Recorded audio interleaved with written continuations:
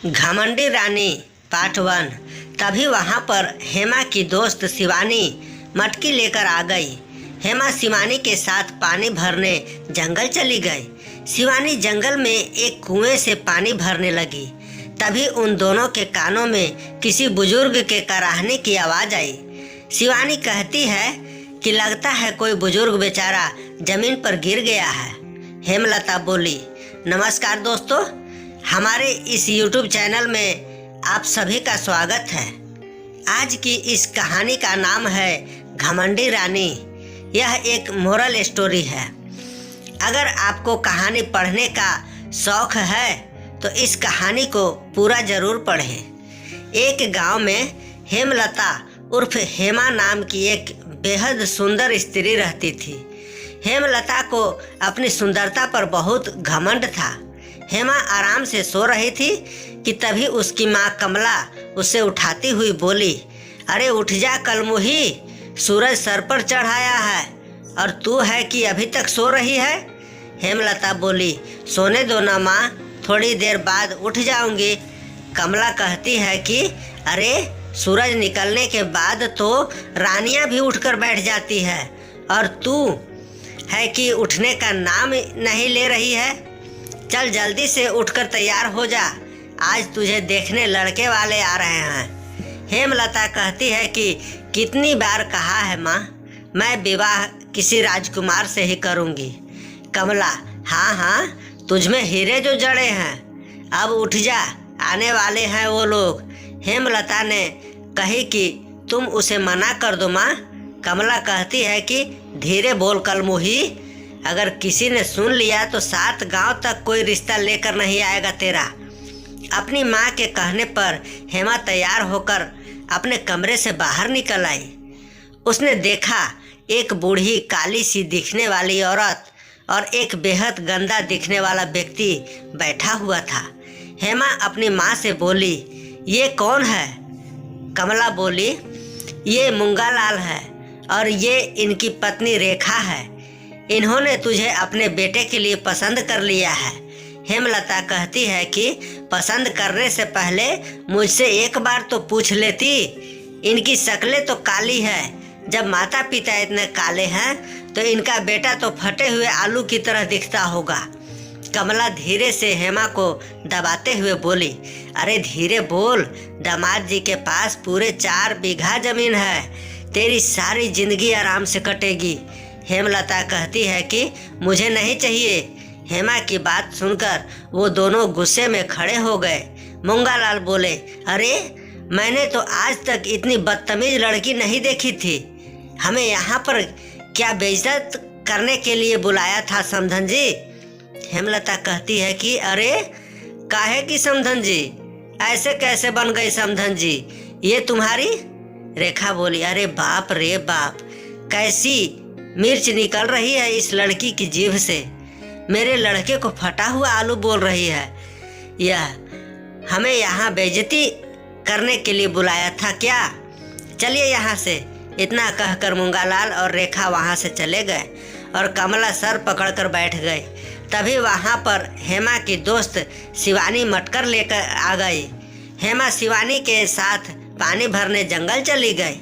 शिवानी जंगल में एक कुएं से पानी भरने लगी। तभी उन दोनों के कानों में किसी बुजुर्ग के कराहने की आवाज़ आई। शिवानी कहती है कि लगता है कोई बुजुर्ग बेचारा जमीन पर गिर गया है। हेमलता बोली, अरे तो गिरने दे, मुझे क्या। अब क्या ये राजकुमारी गिरे हुए बूढ़ों को उठाने का काम करेगी? शिवानी समझाते हुए बोली, ऐसे नहीं बोलते हेमा, हो सकता है कोई बुजुर्ग गीली जमीन पर गिर गया हो। मेरे हाथ में रस्सी है, नहीं तो मैं खुद जाकर देख लेती।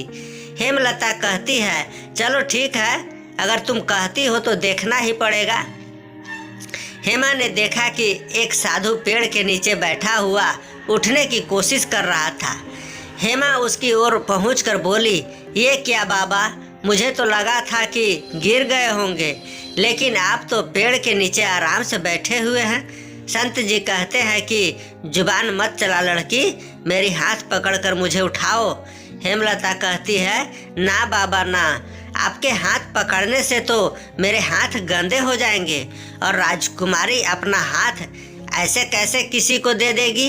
फिर संत बोले, राजकुमारी, अरे नादान लड़की, मेरी कमर में मोच आ गई है। अगर तू मुझे उठाने में मदद करेगी तो तू वाकई राजकुमारी बन जाएगी। हेमा ने संत को पकड़कर उठा दिया और हेमलता कहती है कि ये लो बाबा, मैंने तुम्हें पकड़कर उठा दिया, लेकिन मुझे तो अपने अंदर कोई भी बदलाव महसूस नहीं हुआ। संत जी बोले, लगता है तेरी इच्छा किसी राजा से शादी करने की है। तब हेमलता कहती है कि आपको कैसे पता।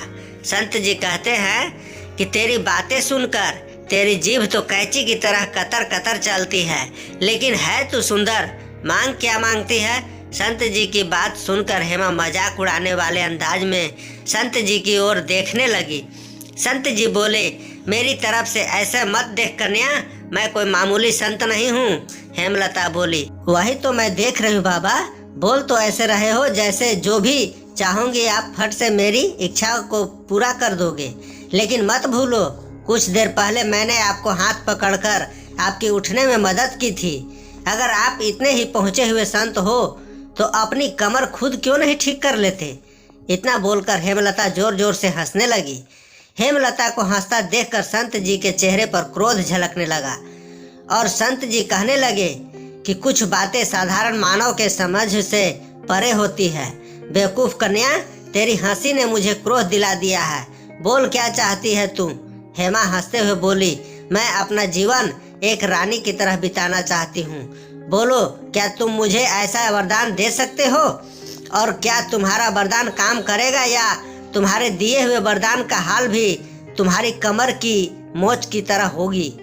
संत जी कहते हैं कि कुछ समय बाद इस राज्य के राजमहल में एक बहुत बड़ा स्वयंवर होने जा रहा है। बहुत से देशों के राजा उस स्वयंवर में हिस्सा लेने के लिए आएंगे और वहाँ पर बहुत सी ही सुंदर राजकुमारी भी अपने वर तलाशने राजमहल में आएगी।